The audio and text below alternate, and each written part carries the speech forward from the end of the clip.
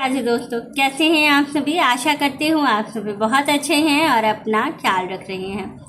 राधा रानी अपनी कृपा आप सब पर बनाए रखें।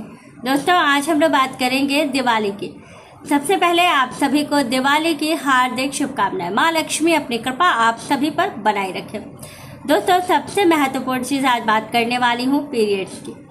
अगर महिलाओं को पीरियड्स आ जाते हैं या उनका कोई ऐसा दिन पड़ जाता है, वो पूजा कैसे करेंगी, घर में कोई है नहीं जो पूजा कर सके, साथ ही दिए कैसे जलाएं, रंगोली कैसे बनाएं, घर कैसे सजाएं, क्या सारी चीज़ें छूना करना वर्जित हो जाता है, मैं क्या करूं।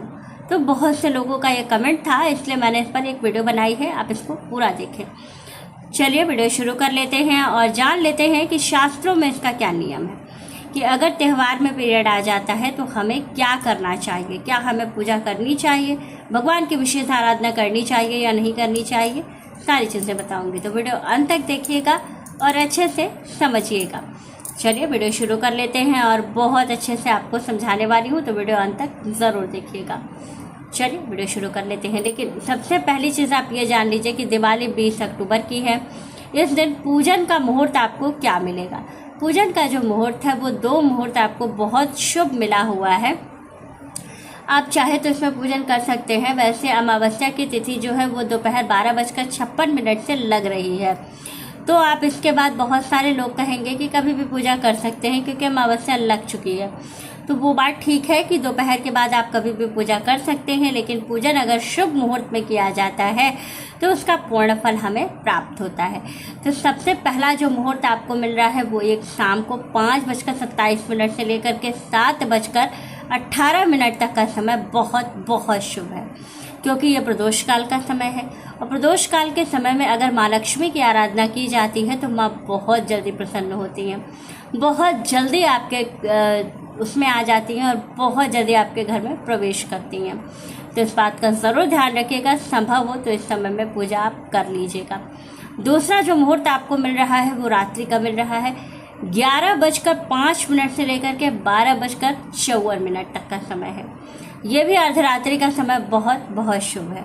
बाकी आप इसके पहले इसके बाद कभी भी पूजा कर सकते हैं, क्योंकि अमावस्या की तिथि है। कोई भद्रा या इस तरह की चीज़ें नहीं है। राहु काल आपका सुबह में ही है, तो आप कभी भी पूजा कर लीजिएगा, कोई टेंशन नहीं है।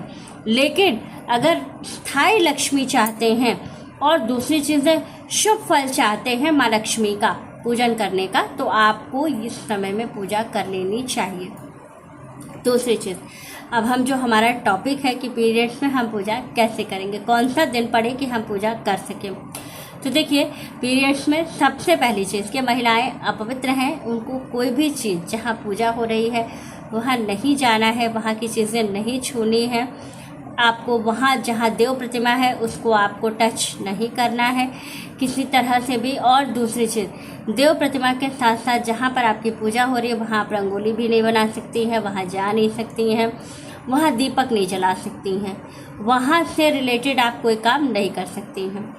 घर के बाहर, मतलब मंदिर के बाहर आपके जहाँ आपने पूजा का स्थान बनाया है उसके अदर आपके घर में जो भी स्पेस है आप उसमें साज सज्जा, डेकोरेशन, रंगोली, फ्लावर सजाना, झालर सजाना, रंगोली बनाना और दीपक लगाना, सारी चीज़ें कर सकती हैं। लेकिन जहाँ पूजा हो रही है वहाँ आपको नहीं जाना। पीरियड का कौन सा दिन होगा कि आप पूजा करिएगा, तो कम से कम 5 दिन के बाद, यानी कि 6ठा दिन होगा तो आप पीरियड्स के बाद पूजा कर सकती हैं। बाल धुल करके 1 दिन पहले बाल धुल लीजिएगा, क्योंकि जिस दिन दिवाली है उस दिन बाल आपको नहीं धुलना है, इस बात का आप ज़रूर ध्यान रखिएगा।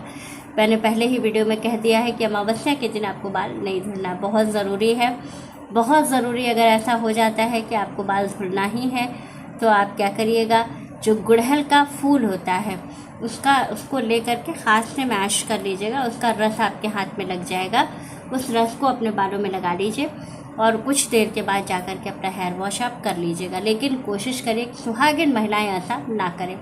जो बच्चियां हैं जिनकी अभी शादी नहीं हुई है, अनमैरिड लड़कियां हैं, वो अगर उनको ऐसा कुछ है कि मतलब उनको धुलना ही है तो वो इस तरह से करके बाल धुल सकती हैं। लेकिन सुहागिन महिलाओं के लिए तो पूर्ण रूप से वर्जित है, उनको बिल्कुल भी बाल नहीं धुलना है।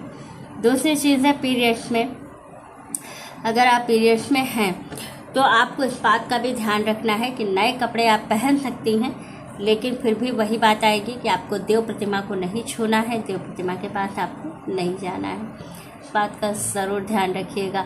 और पूजा पाठ से संबंधित किसी भी चीज़ को आपको टच नहीं करना है। दूर से आप बैठ कर के पूजा देख सकती हैं, कथा सुन सकती हैं, सारी चीज़ें कर सकती हैं, लेकिन छूना आपको कुछ भी नहीं है।